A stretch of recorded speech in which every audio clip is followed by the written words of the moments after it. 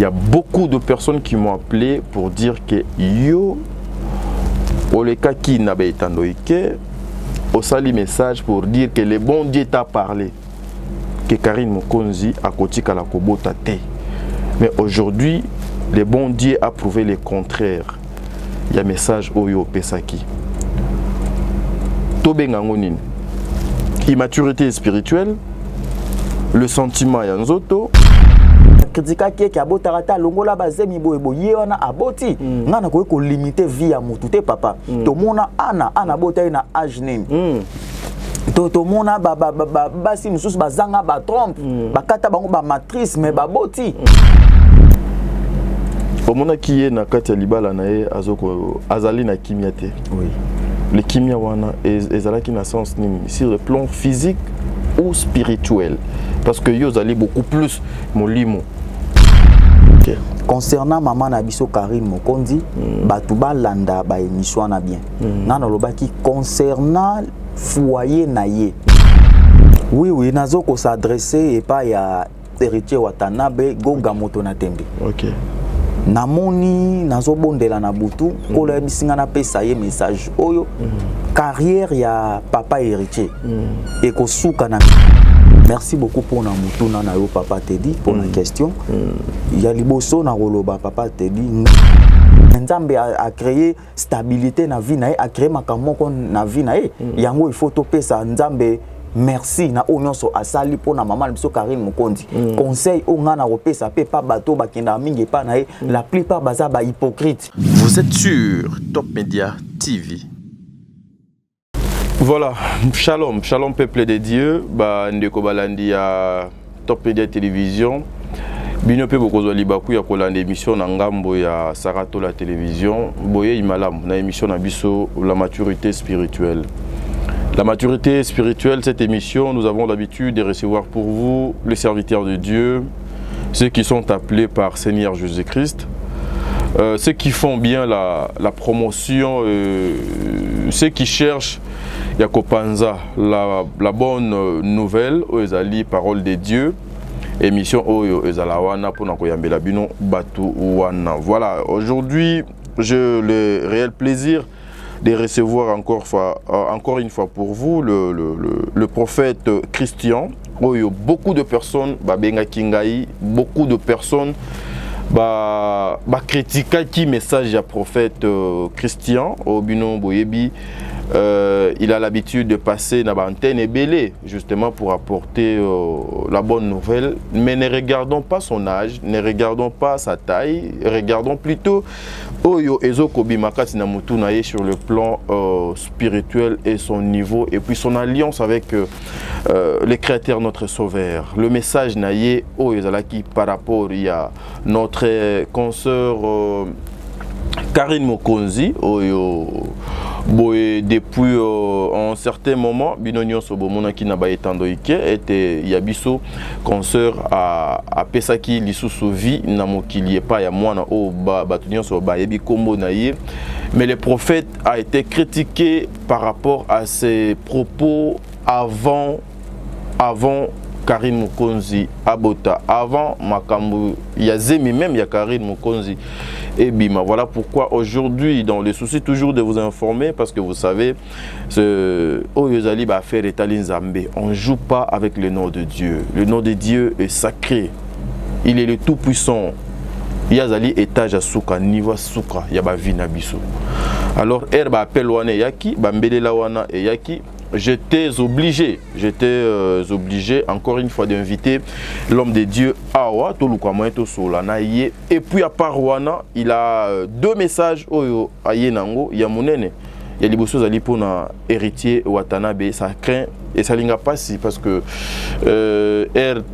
Tosololinaye avant caméra et ça linga pas si mon bruit mais na souka ya pas sur na yoki esengo parce que il y a que le bon Dieu qui peut changer la vie d'une personne. Et puis, à même le message, il y a papa Mike Kalambay avec ex-femme nae, Mama Bananae, Mama Peniel, que je salue en passant avec beaucoup de respect. Bon, des livres, si on parlait l'engagement qu'on a eu au Koki Kofungula Plateau pour que les enfants de Dieu comprennent que je suis avec le prophète Christian. Voilà, bonjour prophète. Oui, bonjour papa Teddy. Bonne santé. Oui, ça va par la grâce de Dieu. Voilà, un peu timide, nous autres ça va pas? Non, non, ça va par la grâce de Dieu. Et ça, attitude, attitude toujours. Ok. Les enfants de Dieu, Zozo Alibaku ya Kolanda Biso. Nakanisi na annonce nanga déjà, na utaki déjà ko annoncer bango que tozo yamba. Prophète Christian, Oyo Bandeko Ebele, Bayebi. Son numéro, des fois lorsque vous appelez, donnez-nous son numéro. Numéro n'est affiché na Sewana. Papa, sortie médiatique na yo par rapport à Oetali Ndekonabiso Karine Mokonzi. Il y a beaucoup de personnes qui m'ont appelé pour dire que yo Oleka qui n'a pas été au sali message pour dire que le bon Dieu t'a parlé. Que Karine Mokonzi a côté la Kobota te. Mais aujourd'hui, le bon Dieu a prouvé le contraire. Il y a un message Oyo Pesaki. Tobengangonin. Immaturité spirituelle, le sentiment Yanzoto. Vous avez répondu par rapport à Kibomutu Oyozalaki Nango, ou bien c'était vraiment un message donc Banaki Kouta et pas à notre créateur, celui qui est ton maître, Otobengi Nzambe. Vous avez la parole, prophète. Merci beaucoup, papa Teddy. Avant de commencer, sur ce ok, merci beaucoup. Père éternel, Topesio, merci. Joanayo le Kumu, Totike, émission na Maboko du début jusqu'à la fin. Ticket tes présences, Nayo, grâce, Nayo, bonté, bonheur, et se manifester, na Kombanzambe, Dina Bala. Amen. Amen. Merci beaucoup pour na mutuna na yo papa Teddy pour la question. Il y a liboso na roloba papa Teddy ngana zanzambete. Ngana ko limiter vie à mutute. OK. Ngana ko limiter avenir à mutute. Ngana za musai na nzambe. OK.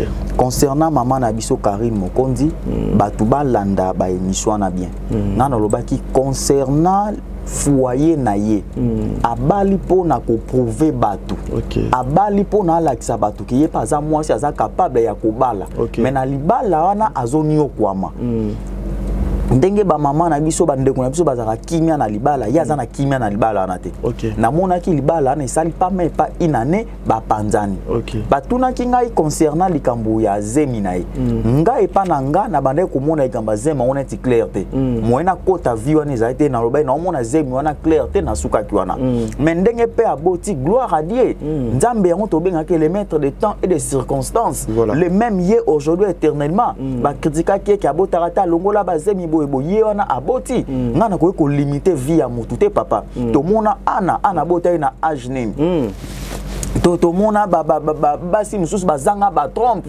bakata bango ba matrice mais baboti ngamoko na una Belgique no to bondela mpona mama moko 12 ans problème a robota mama na boti ba mapasa ngana ko limiter nzambe te nzamba sala mamuna ndenge na ye place au vie ezate nzamba tsaka vie place au basekaka mutu nzambe a honoraka mutu baseka ki ka bota te nzamba a prouver batuki aboti ezanga ite na ko limiter nzambe te na ba concernant couple ne pe concernant foyer na ye ndenge pe aboti bongo abatela mwana malamu exposera mwana na réseaux sociaux te mwana za angel mwana za sacré.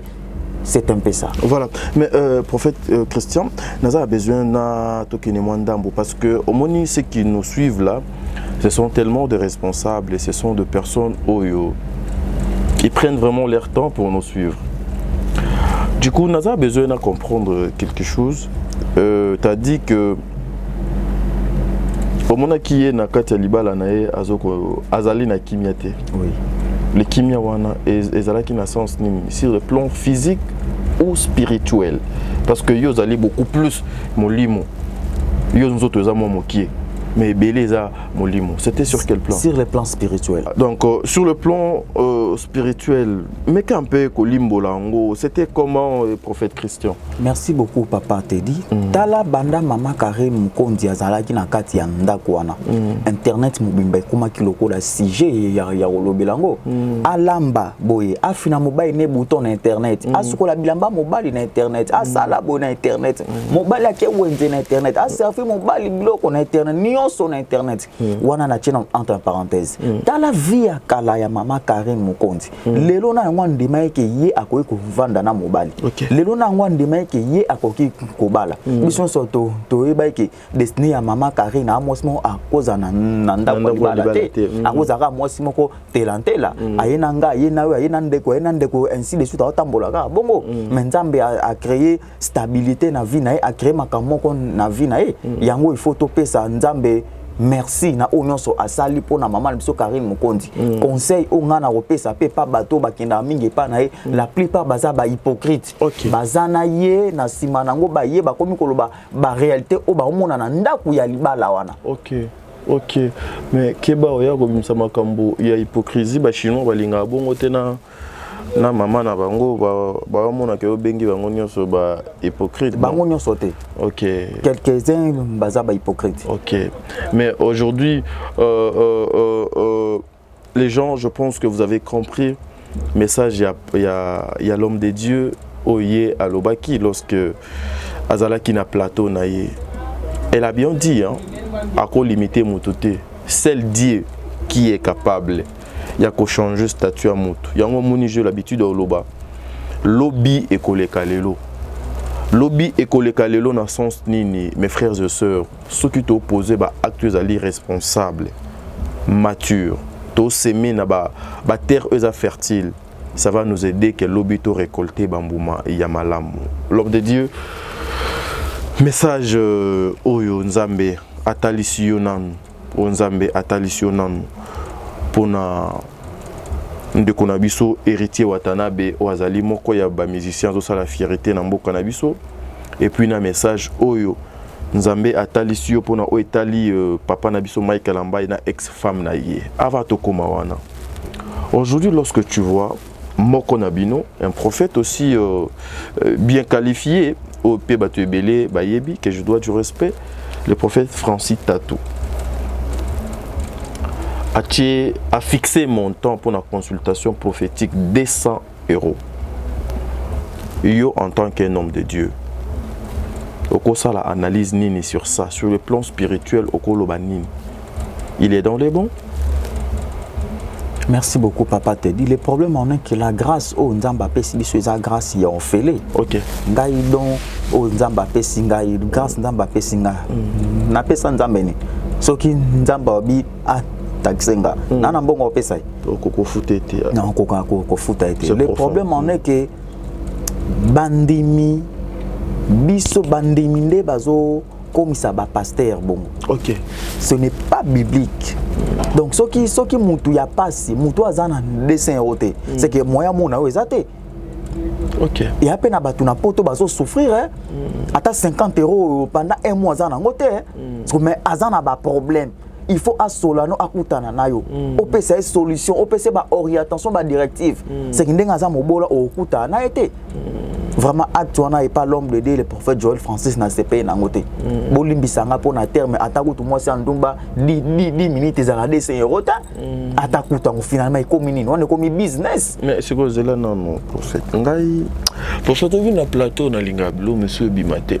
Ero lobi moi c'est ndumba 10 minutes za la 200 € te. So mais ka déjà moi c'est ndumba. Eh, total na ba internet na poto na ba vitrine on a tout na za hypocrite. Na vérifier na ba net ba information totale. Vous avez na WhatsApp na yo. Oui, na WhatsApp. Oui. Ah OK. Wana c'est bien bon. Le colosa hypocrite parce que ebele okoyoka question na ote na yoka ki ba yebisa kingai. Non, ça c'est bien. Voilà. Mais aujourd'hui Bible lobby était bozu ngo fele to pesa ngo pe ya ofele. Herbe komi ko tchaba condition. Est-ce que vous avez que c'est quelque part aussi c'est amener le peuple de Dieu vers Makambo et peut-être salut et kozalate na kati? Oui, yango wana papa te dit crédibilité et pas ba fidèle et pas ba sen nzambe eza le souté. OK. Par rapport à papa na biso ba yudi na bala. OK. O senti mon ndinga zo respecter musa na nzambe. Eza le souté pour na ba bêtise ya boy.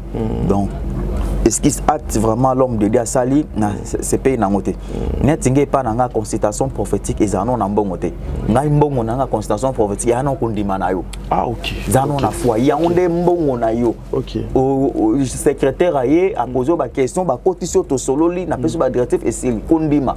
Au déplacer ndako oti ki senso matete oye déjà. Ou a na foi. OK. Ya onde kondima ya onde mbongo na yo. OK.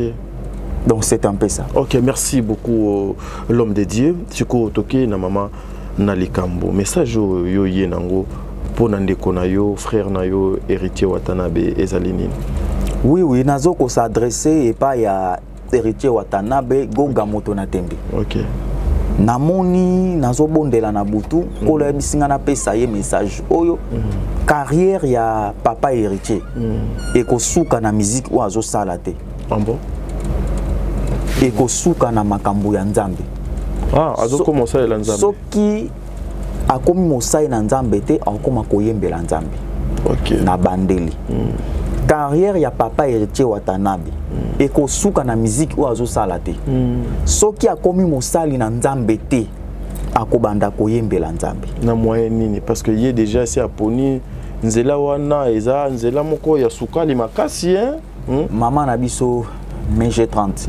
Obi via salaki, obi ba jipa mikuse wala lataki, lelo a bongo mutema te, Dieu est capable de le faire aussi chez héritier Watanabe, pourquoi pas? Il est capable de le faire. Nzambe o le zo akotunganga féticheur a bongo lisi a comme c'est pasteur Mosé na nzambe frère na église. Il est capable aussi de le faire chez héritier Watanabe.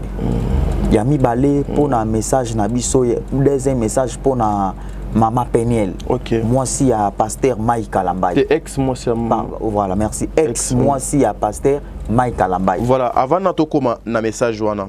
Vous êtes un serviteur de Dieu, j'en profite. Le message de Maman Peniel. Lorsque yo musali na nzambe oyoki moko azalaki mwasi ya parmi basali na nzambe ya mboko yo. Koloba ete moi j'ai joué un rôle central pour la destruction de l'église au Congo. Yo lokola mosali na nzambe phrase wana ozula ki yango na ndenge nini pe o comprendre ki yango ndenge nini. Le problème en est que ezalaki faute ya Maman Peniel te. Entourage na inde ezalaki mabe. Mais faute na yete ndenge nini. Ba mususu abande ko bimisana ezalaki pona kanda. Azana bolunga mobali na ye.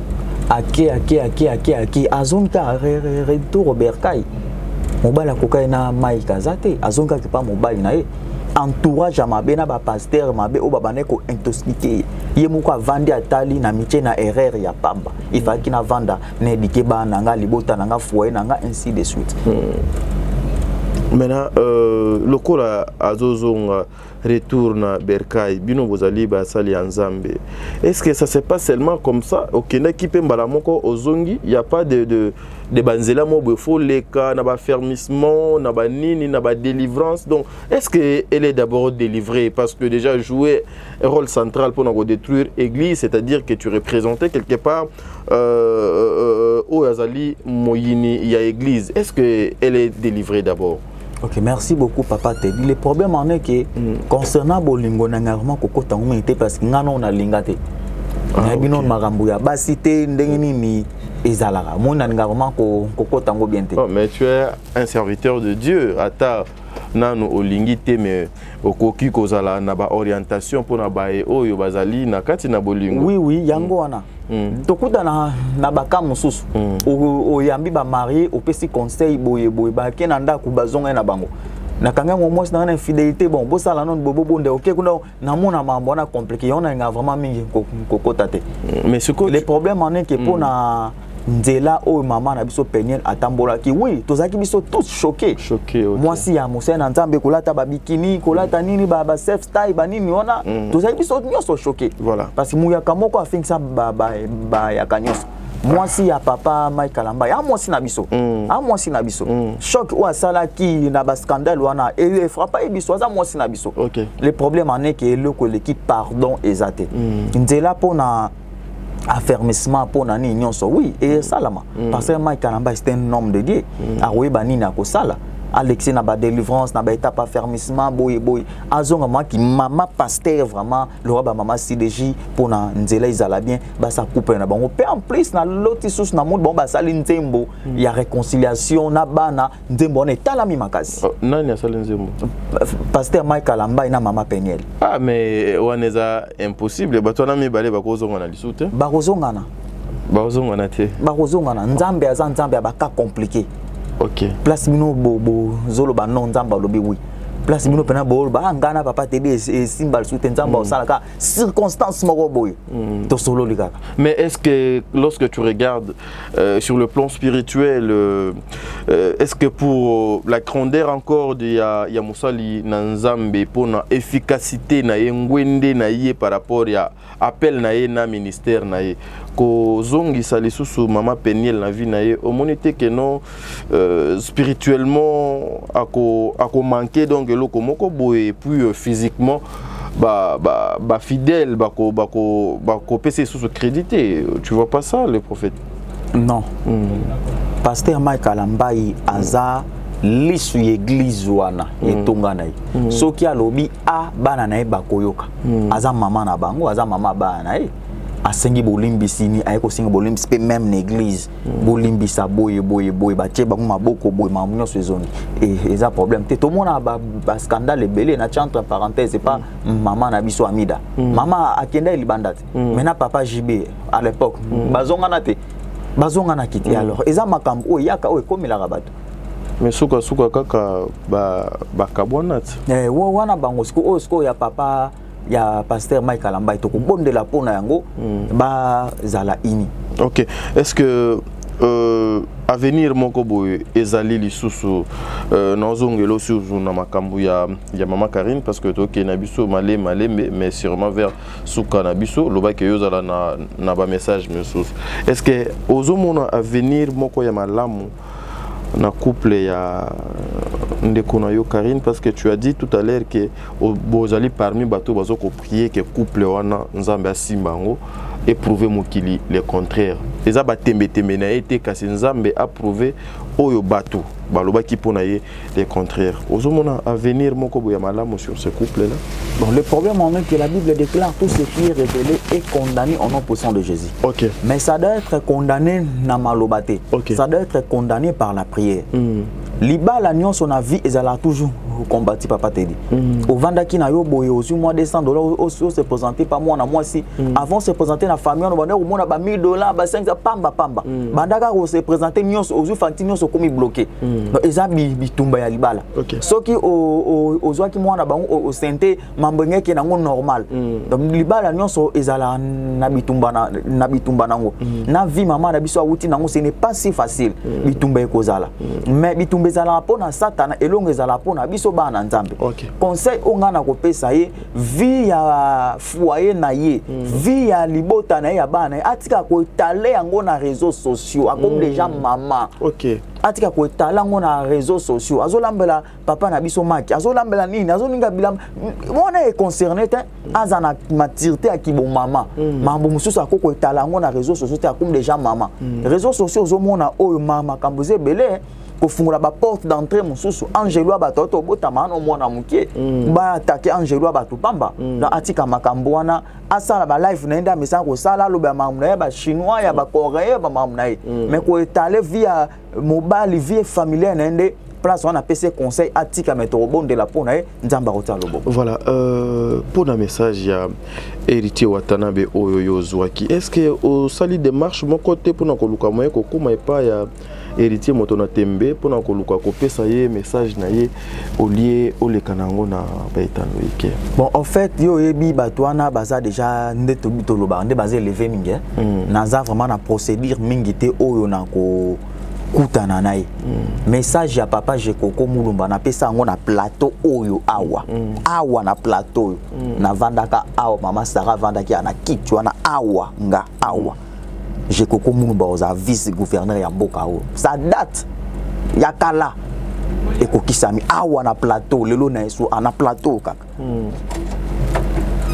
Naza na confiance ya Nzambe nanga alliance ya Nzambe bi na bala onga na sali. OK. Makoki ya kokutana na papa héritier naza na ngote. Mais nako faciliter bino quand même. Problème ezate nga na mona makoki ya mukia oyo ya kokutana na bango ezaka na tandoiki. Parce que nga na biete oyo yo moni eze belé, oyo lobi juste ezali ya mokie. Mais oyo moni par rapport à vie privée na ye, vie artistique na ye, par rapport à ndenge to soli libanda caméra eza belé. Nga na koluka moyena peso numéro ya héritier ayamba téléphone na ye moko. So pour communiquer na WhatsApp, il va te répondre sans problème yemoko. Aza lokola ba mesusu te faux téléphone ba simba na gauche moko na droite. Ye ayamba téléphone na yemoko. Na luka moyena peso numéro na comme ça yo okobenga ye o se présenter. Je sais que motona tembe azala malamu boko sola na ye bien. Bana na Nzambe o bazo landa yo mokolo na lelo. Oyo bazo landa yo na mboka Kinshasa, o bazo lando na Amérique, na Asie, Océanie, Europe. Et pourquoi pas en Afrique mobimba, ba retenir nini par rapport à passage na yo ya mukolo ya lelo, le prophète Christian.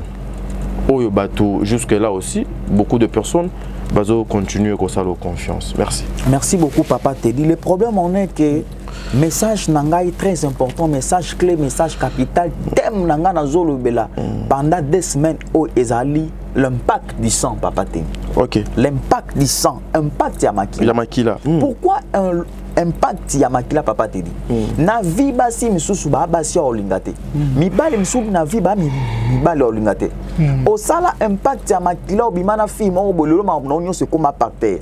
Papa na bino vie ya kimobola vie ya eza makila ozo tambola kati nanga etambola pe kati na yo. Mais pas tout na sa mokilo ba mona ngo normal. Biso za na biso malade famille. Biso kuti ma famille na 22 ans batu bakufaka. Chaque année mutakufaka. Ya na makila famille. Mambwana faut kobetela ngo tolote papa Teddy.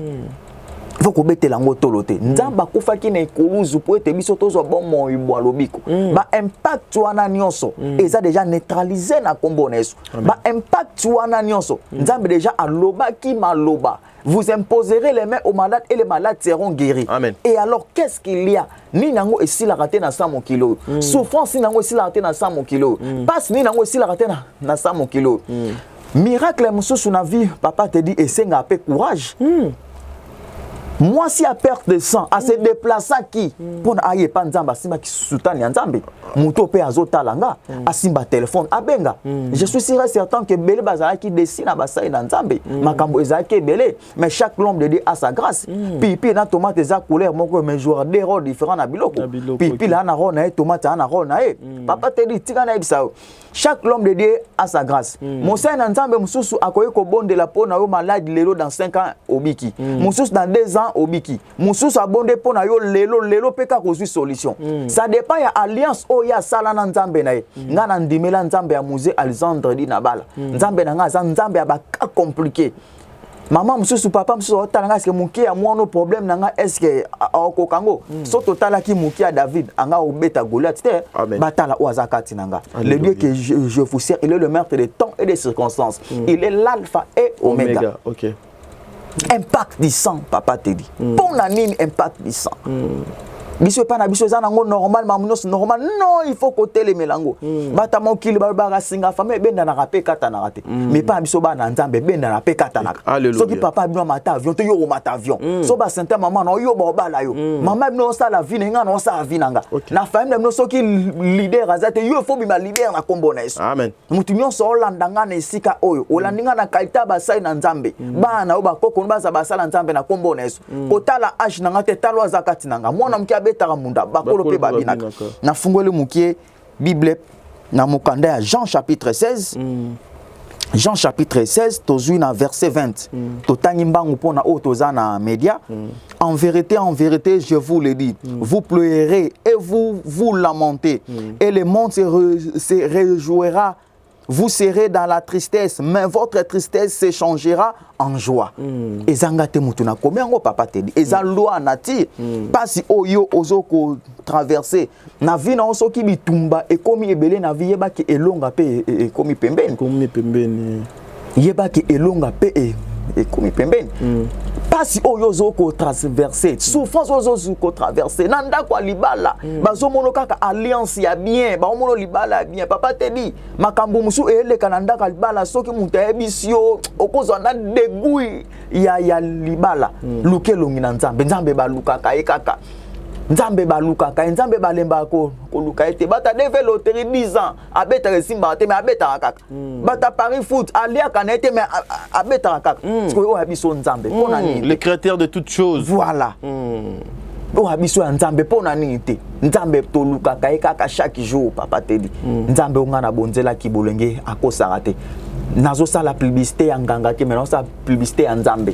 Bato bazo témoigner loboko na nzambe en travers ngai ba leki on est le côté. Ba simbi soutani ya nzambe te, bazala kaka na foi, bazala na kondima. Parce que la Bible déclare dans Matthieu 21 verset 21, c'est par la foi que vous allez déplacer toutes les montagnes, rien que la foi. Avant ko benga ngai ko tano a chanter, tout na non volonté ya nzambe. Banganga ba koma ko sakole, ba mbikudi ba koma ba pasteur, ba ta zege pe ba koma ba prophète. Tout na volonté en nzambe. C'est monsieur na nzambe na zo benga nzambe. A opesa nga solution na mamnanga. Olongolu wana otie sous foi. Prière na il faut ça la baser na foi. So prière eza basé na foi. Tout nyonso ko sala et ko simba. Merci beaucoup. Foi ondima na biso yangonde epesa yangonde za la santé ya nzambe. La santé de notre Dieu est à la foi na biso. Je me rappelle encore lorsque l'homme de Dieu à l'obi pour na Italie femme il y a perte de sang. Lorsque cette femme s'est déplacée vers notre Sauveur, elle partait, elle avait déjà la foi que l'élo non bika. Pourquoi pas de cette femme tout ce qu'elle touchait? Tout ce qu'elle touchait Moutou à quoi qui soko simbate. Cette femme, tout le monde a balu ça et longinaye. Qui pouvait accepter Pembeni naye moi si moi boué abimaka makila. Et lorsqu'il a touché Jésus-Christ, le Sauveur, il y avait milliers de personnes à Gangaka juste non, une personne m'a touché. Une personne m'a touché. Donc ma soeur, mon frère, nakatia foule yope okoki kozala moko. Oyo grâce de Dieu à travers son serviteur et koki ko touché yo. Okoki pe ko simba mwana, okoki pe ko zwa musala, okoki pe ko zwa mukanda, okoki pe ko zwa kimia ya libela na libela. Dieu est capable. Nabati lisusu c'est qu'a dit le serviteur de Dieu. Nini ango esi la kate. Mayami se koma mo mesano. Yango na zuye kateli, yakoluka elongi na yo. S'il te plaît unikumbuki. Donc c'est-à-dire topesaka vi na biso epa ya notre Sauveur Jésus-Christ, il y a zalinzela ya nyonso. Yende biso to pona, yende biso to linga, yende biso to sacrifier entre autres babiso oyo. Tondima na biso chemin ya croix. Merci. Merci Seigneur, merci Seigneur, merci le Créateur. J'en profite pour dire un grand merci à maman Bijou Nketani. Maman Bijou Nketani, prône guérison, maman Bijou, à notre papa Bisika de Zouamiye, Nzambe Abatela, toute la famille Nketani. Un grand merci à maman Zozo, la femme de papa Noé Mavaka, Lanzinga, mis le respect, la Cour suprême. Un grand merci à maman Déborah Lubanda, Kilo, ma mère à Calgary, c'est-à-dire Big dédicace Nabino. Un grand merci aussi à Fifi Ouechi, la star depuis quelque part. Un grand merci à Kim Kimura Doubleka, Nzambe Azalanayo, et si Nasuke Sakaba dédicace et pas celle que nous appelons tous cheval blanc, c'est-à-dire cheval blanc, une grande dame, n'a belé à simplicité. Non, cheval blanc. Bazami balete lokola yonde konanga. C'est-à-dire moi na mon boya poto alongwa pena poto aye Kinshasa. Ake pena na wenze alati liputa azoteka. Soki muto ayebisio ke dame wana azoteka wana makambo eza ya ye ondimate. Que le bon Dieu vous bénisse. À garder yo. Ozo pratiquer oyo Bible et recommanda biso komi kitisa. Nzambe amataka moto, Nzambe abatela yo na famille no mobimba. Prophète Christian, tolik na toka bwana ozana liloba mo suka oui liloba nanga ya kosuka na royebisa batu no so ba landa nga problème no so dérange essaye mon Dieu, problème à régler, problème à prostate, problème à kobota, problème à mukanda, problème à permis. Moi je ne guéris pas. Nga na sala eloko moko te. Nga zanga étiquette à pamba. Nzambe nde a utiliser ngai. Nga zanga lokola pompe ya pamba. Mais robin mai ozo makati nanga ezanzambe. Nga zanga étiquette ya pamba. Alléluia. Nga na biksa mutu te na bikola mutu. Muta biksa ba to guérison, peso guérison ezanzambe. Mais à condition aide de la foi. Problème no so etongisa mon Dieu guérir toutes sortes de maladies. Moi si a kimio mobile ya kimio problème nion so etongisa yo. Nazo pesa numéro ya téléphone. Numéro nanga téléphone za numéro nanga privé nga na zanga secrétaire te obengo zuika nga moko le problème on est que la foi plus 243 91 011 077 4 na suka bandela plus 243 91 011 077 4 na suka plus 243 91 011 077 na suka ya pe numéro nanga ya WhatsApp. Merci beaucoup. Merci à toi Bon des Livres. Tu étais derrière la caméra pour la réalisation de cette émission. Que les bons dieux te bénissent, qu'ils te gardent. Celle Dieu qui est capable, il y a qu'à changer statut à moto. La maturité spirituelle, votre émission, vous a présentée par Tadingalapa et Komina Souka. Si vous avez aimé cette émission, numéro Isawana, commentaire, vos appels. Ba reproche na bino ndenge pena mama Bijou Ketani doit la rapena atali émission jusqu'à la fin et puis elle t'appelle elle dit mon fils non il le connaît fallait pour ça lango bongo mon fils fallait pas boyer hein, t'as dit prochainement il faut aller avec sa boye et puis aussi soutenir ba jaria ba émission oyo et loba Sarah soke za la ganganga awa prophète Christian kolemba téléphone ceux qui zanganga akolemba téléphone bako benga ye nuit et jour ba déranger pour boya koluka ceux qui nindon boya koluka même akamwa Nzambe pourquoi vous donnez le dos vous tournez le dos pourquoi Nzambe abatela bino apesa mabala ba o bazangi mabala apesa bana na ba oyo bazangi bana parce que dans la Bible moi c'est combat azate Anna était critiquée insulteux mais à la fin Nzambe alakisaki ka bokasi nae Tokabwani a Bon des Livres. Merci beaucoup.